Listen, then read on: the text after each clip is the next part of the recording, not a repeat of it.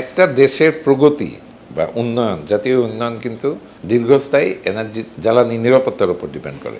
বাংলাদেশ যে নিজস্ব গ্যাস দিয়ে 2000 সাল পর্যন্ত অন্তত বা 2003-4 পর্যন্ত যে বাংলাদেশ ক্রমাগত অর্থনৈতিক উন্নতি করছে, কারণ আমাদের জ্বালানি নিরাপত্তা ছিল। নিজেদের গ্যাস দিয়ে আমরা বিদ্যুৎ উৎপাদন করছি, ইন্ডাস্ট্রি করে উঠছি, যার জন্য বাংলাদেশ 6 থেকে 7% রেটে প্রত্যেক বছর জিডিপি গ্রোথ হয়ে বাংলাদেশ লিস্ট ডেভেলপমেন্ট কান্ট্রিজ থেকে ডেভেলপিং কান্ট্রির স্ট্যাটাস পেয়েছে। কিন্তু 2000 সালের পরের থেকে কেন জানি বাংলাদেশ নিজের গ্যাস উত্তোলন করে নেই ওইভাবে। আমাদের কয়লা আছে, ডিসকভার্ড কয়লা আছে, সেটা নানা অজুহাতে সেই কয়লাটা উঠাই নেই। না উঠাইয়া কিছু ব্যবসায়ী সিন্ডিকেট, কিছু মানুষকে, সুবিধাবাদী মানুষকে সুবিধা দেওয়ার জন্য আমরা বিদেশ থেকে কয়লা, তেল এবং গ্যাস আমদানির ইসে গেলাম, যেখানে আমাদের বিরাট চ্যালেঞ্জ রয়েছে। আমাদের সাগর কিন্তু অগভীর। একদিকে হিমালয় থেকে নদীগুলি আমাদের ধুয়ে, আমাদের সারফেসকে ধুয়ে আমাদের যে উপকূল ভাগ আছে এটারে অগভীর করে দিছে। এই অগভীর উপকূলে কিন্তু বড় বড় জাহাজ এনে কয়লা আনার সম্ভাবনা নাই। আমরা দূরে রাখতে হয়, আমাদের ট্রান্সপোর্টেশন কস্ট অনেক বেড়ে যায়। তারপরে আমাদের মতো দেশ, আমাদের ইকোনমি তো এখনও ফ্রাজাইল, যা ভঙ্গুর ইকোনমি, সেটা দিয়ে বিশ্ববাজারে যে কোনো কারণে কিন্তু জ্বালানির দাম বেড়ে যায়। যুদ্ধ লাগলেও বেড়ে যাবে। সংঘাত হলো এই সাপ্লাই রুট ব্রেক করে যায়, যেটা আমরা কোভিড থেকে শুরু করে ইউক্রেন যুদ্ধ থেকে শুরু করে দেখেছি। এতগুলি চ্যালেঞ্জের মুখে এখন আর at the same time Bangladesh আমাদের যে চাহিদা, সেই চাহিদার দিকে নজর না রেখে আমরা 30,000 মেগাওয়াটের বেশি গ্রিড নন গ্রিড সক্ষমতা অর্জন করছি। এবং কন্ট্রাক্টরগুলির মধ্যে আছে, আপনি ওদের থেকে বিদ্যুৎ নিলেও তাদের দিতে হবে, আর না নিলে একটা নির্দিষ্ট পরিমাণ ক্যাপাসিটি চার্জ দিতে হবে। এখন দেখেন এই মুহূর্তে এই গরমের সময় বাংলাদেশের চাহিদা 16,000 বা 17,000 মেগাওয়াট হয়ে গেছে। আমাদের সক্ষমতা আছে 30,000 মেগাওয়াট। আমরা 13,000-14,000 মেগাওয়াটের বেশি জেনারেট করতে পারতেছি না। কেন?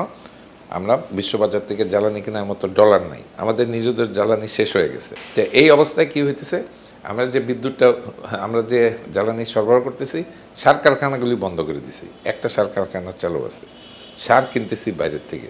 আমাদের সিএনজিতে সংকট, আপনি হয়তো ফিল করেন যে সিএনজির কী অবস্থা। ইন্ডাস্ট্রিগুলি, অনেক ছোটোখাটো ইন্ডাস্ট্রি বন্ধ হয়ে গেছে, বড় ইন্ডাস্ট্রিগুলি হয়তো কোনোভাবে টিকে আছে। আমাদের এই যে ইন্ডাস্ট্রিগুলিতে আমাদের যে বিদ্যুৎ বা গ্যাস দিতে পারতেছি না, এর ফলে কী হইতেছে, আমাদের রপ্তানিমুখী ইন্ডাস্ট্রিগুলি, RMG, textile, ceramics, glass, steel, এগুলি যে আমাদের এক্সপোর্ট কমিটমেন্ট মিট করতে পারতেছে না। এই যে ধারায় গত 3-4 মাস ধরে যে একটা সংকট, এই সংকটের কারণে কিন্তু আমাদের রপ্তানি আয় কমে যাবে। রপ্তানি আয় কমে গেলে কি হবে, আমাদের বৈদেশিক মুদ্রার রিজার্ভ থাকবে না, ইনফ্লেশন বাড়বে। এইসব কিন্তু একটা স্মার্ট কান্ট্রি, যেখানে ডেমোক্রেসি, যেখানে 15 বছর ধরে 16 বছর ধরে ক্রমাগত একটি সরকারের ক্ষমতায় আছে, সেই সরকারের জ্বালানি ব্যবস্থাপনাও খুব একটা পরিবর্তন হয়নি। ডক্টর তৌফিকুল্লাহ চৌধুরী, আমার একসময় ডাইরেক্ট আমার বস, উনি প্রধানমন্ত্রীকে উপদেশ দিয়ে থাকেন। এখানে জ্বালানি মন্ত্রী আছে, সচিবরা আছেন। এদের যে ভুল পরিকল্পনার জন্য আমরা যে এই অবস্থায় আসছি, তার জন্যে এই সময় আপনি যে কথা বললেন, আমি ব্রাহ্মণবাড়িয়া ছিলাম, আশুগঞ্জে ছিলাম, ওই এলাকায় আমি প্রচুর কাজ করছি। বিশাল গ্যাস ফিল্ড আছে আমার একটা, আশুগঞ্জে গ্যাস ম্যানিফোল্ড আছে, যেখান থেকে সারা দেশে গ্যাস ছড়িয়ে পড়ে।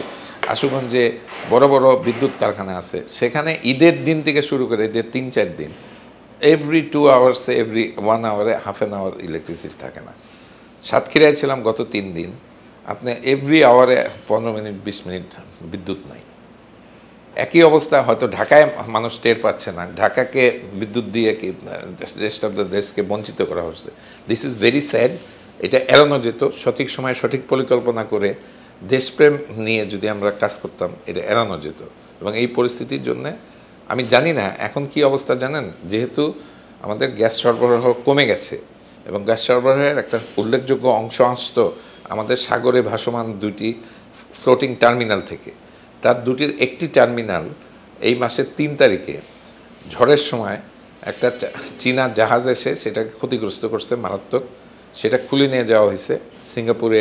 1.5 থেকে 2 মাস সময় লাগবে ওটা ঠিক করতে। আমাদের একে তো সংকট, ওই দুটা চলা অবস্থায় আমাদের 1000 মিলিয়ন কিউবিক ফিট গ্যাস সংকট ছিল।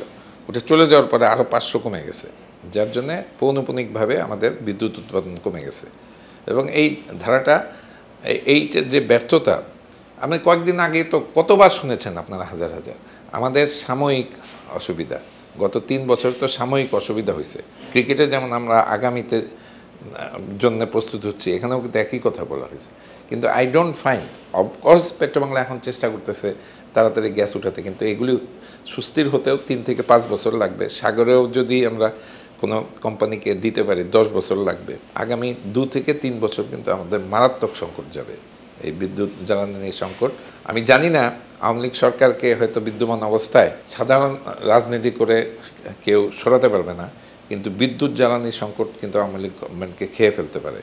আমি যদি প্রধানমন্ত্রীও শুনে থাকেন, আমার বলতে আপত্তি নাই, এখানে যদি এখনও উনি দেশের সঠিক পেশাদারদের সঠিক দায়িত্বে ফিরিয়ে না আনতে পারেন এবং ফ্রিডম না দেন এখানে কাজ করা জ্বালানি বিদ্যুৎ ক্ষেত্রে, আমাদের জন্য কিন্তু মহা সংকটের দিকে আমরা এগিয়ে যাচ্ছি। না পারবো বিদেশ থেকে মূল্যে জ্বালানি নিয়ে আসতে, না পারবো আমাদের জ্বালানি করে। সবচেয়ে বড় প্রায়োরিটি আমি দেব, ঝুঁকি নিয়ে হলেও আমাদের কয়লা উঠানো উচিত।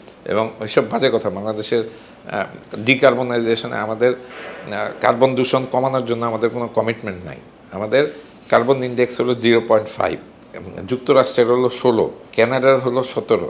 ওই দেশ থেকে যাদের কার্বন দূষণের ক্ষমতা ওইখানে ওই অবস্থায়, ওই দেশ থেকে বিভিন্ন সংস্থা এসে আমাদের কার্বন দূষণ কমাতে বলে। টেকনোলজিস দিয়ে দুনিয়ায় এত উন্নত মানের টেকনোলজি আছে যেটা দিয়ে কয়লা একটা দূষণ কমিয়ে, মিনিমাম দূষণ কমিয়ে কয়লা উৎপাদন করা যায়। আপনাদের পায়রা, গো টু পায়রা পাওয়ার প্ল্যান্ট, আপনার টেরি পাবেন না যে একটা কোল ফায়ার্ড পাওয়ার প্ল্যান্ট চলতেছে, গো টু মাতারবাড়ি, এগুলি চলতেছে। তাই আমাদের স্মার্ট ছেলেপেলে আছে, দেশে আছে, বিদেশে আছে স্মার্ট, এদের ইউজ করে আমাদের নিজস্বের কয়লা, নিজস্ব গ্যাস উত্তোলন করে আগামী 3 থেকে 5 বছরের মধ্যে দেশের যদি পরিস্থিতি জ্বালানি নিরাপত্তা, সাস্টেইনেবল নিরাপত্তা নিশ্চিত না করা হয়, আমাদের কিন্তু খুব বিপদ।